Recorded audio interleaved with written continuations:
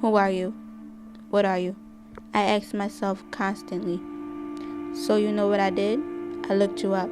Yes, you, depression. A disease that's most common among people. But are you here? Why are you attacking me? Breaking me down. Depression. You do not define me. I am me and you are you. Depression, you come in many forms. Sadness, anger, and much more. Depression is a disease most people develop over the years in their life due to trauma or a bad experience. Depression does not define me, so you shouldn't let it define you.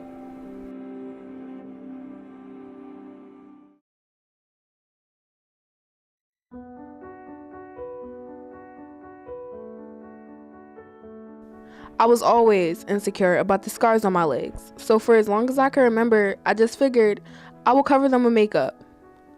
And then, I got a scratch on my face. Nothing some makeup couldn't fix, so I figured I would just cover it too.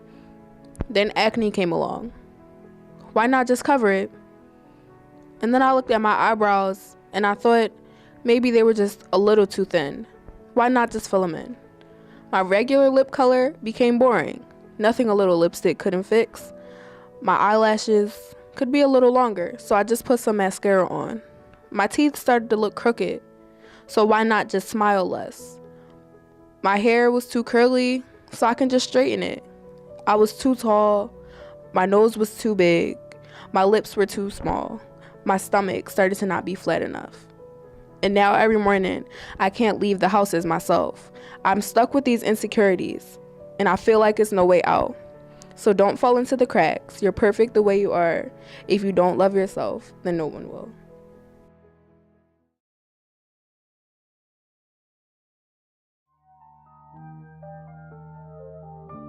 My name is Felicia Threet. I'm 17 years old and I have anxiety and depression. My name is Raquel Smith. I'm 17 and I live with anxiety and depression. I first started realizing I suffer from it about 6 years ago when I lost my little cousin and I was moving between homes. First time I ever experienced legitimate depression, I was around 10 years old, but I didn't really start to be affected by my anxiety until I was around 12 years old.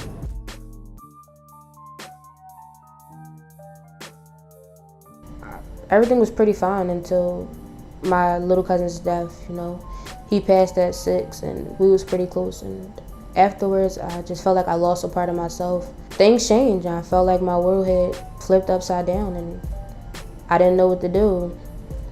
I started becoming suicidal, crying, pushing everyone away. I locked myself in my room for days at a time, stopped doing work. My grades plummeted really, really bad. And it was just everything seemed to get to me so bad. It was just I react and not even remember it. My depression was brought on by mostly just my life at home. I deal with a lot of emotional and verbal abuse. That also kind of triggered my anxiety because it's it would make me really anxious and stuff like that to be around people, because I never thought that people would like me.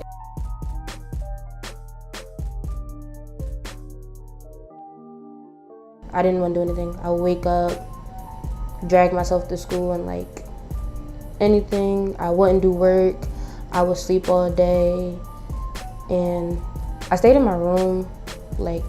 I kept away from everybody. So I realized there was really something wrong with me. You do have those days where it's worse than others. Days where I have panic attacks and I'm vomiting. There's times where I didn't feel like eating was necessary. It was just, life stopped. I didn't know what to do. So I gave up on everything. When I feel when I'm in that state of depression, my body feels really heavy. it gets really hard for me to even like get out of the bed and stuff on most days. Yeah, I feel really drained. My body feels heavy. Sometimes I just feel numb completely. I don't really feel much of anything. It's just hard. Other days is just regular days. I go to school, go to work, go to program, and I come home and spend time with my family.